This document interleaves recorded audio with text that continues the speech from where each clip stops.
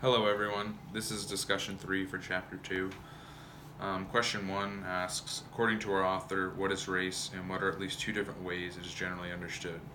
Give specific examples from the real world to support your answer and be sure to cite your text in your answer. So back in chapter 1, on page 2 of the textbook, the author states, the word race refers to a group of people who share physical and cultural traits as well as common ancestry. And then the author also says the idea of race implies that people of the world can be divided into biologically discrete and exclusive groups based on physical and cultural traits.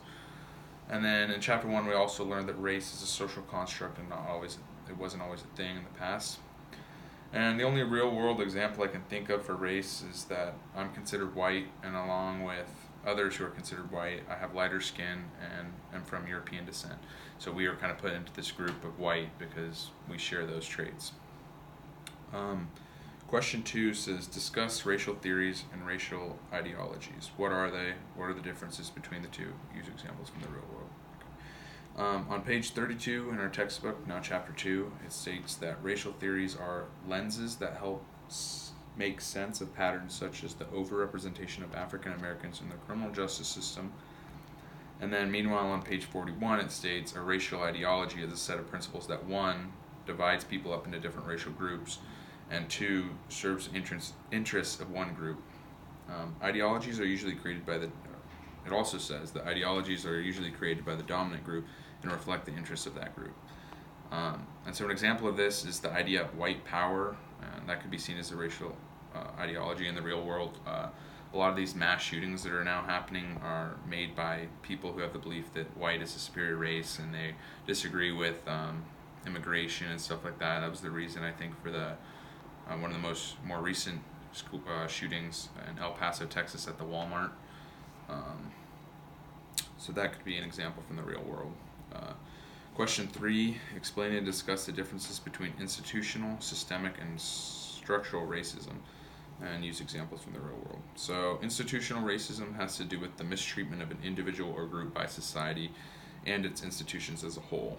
An example of this institutional racism could be the Plessy versus Ferguson case, Supreme Court case. In this case, ruled in favor of separate but equal public area or places for African Americans and non-African Americans. So, like schools, one would be African American, one would be non-African American, and this case ruled in favor of that, and it later got turned over. But that's an example of institutional racism. On page 39, systemic racism is described by Joe Fegan as a diverse assortment of racist practices, the unjustly gained economic and political power of whites, the continuing resource inequalities, and the white racist ideologies, attitudes, and institutions created to preserve white advantage and power. So an example of systemic racism would be denying someone of another race the access to education, because this is putting the white race above others because they'll have a better education than people of another race. I don't know if you guys have seen the documentary Waiting for Superman, but it talks about the education system and the problems within the United States in the education system. And one of the main problems it focuses on was the overall quality of education at inner city schools with large percentage of minorities versus the suburban schools that have mostly white students.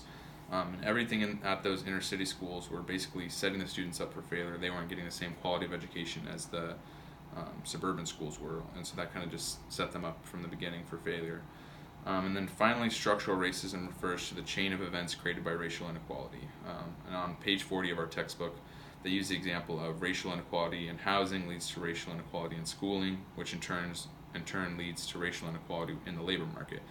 And then again, bringing up Waiting for Superman, many families had no choice but to send their kids to these inner city schools that weren't up to standards, and it was mainly because of their economic standings.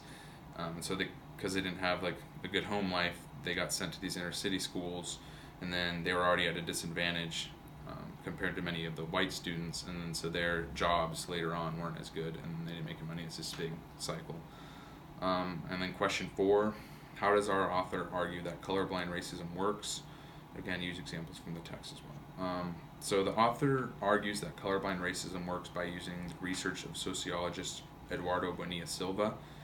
On page 45 it states that colorblind racism is a racial ideology that explains contemporary racial inequality as the outcome of non-racial dynamics, such as market dynamics, naturally occurring phenomena, and non-white supposed cultural limitations.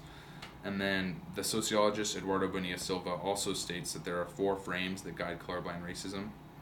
And 2 of the main ones that talked about in the book was the first one, which is abstract liberalism, which introduces the ideas of equal opportunity and individual choice. And then the second frame, which is naturalization, which is used by many whites to explain that things like segregation are just a normal, everyday life type of thing. I think that's it. So I'm looking forward to watching the rest of your guys' videos and hearing what you have to say for this discussion. Thank you.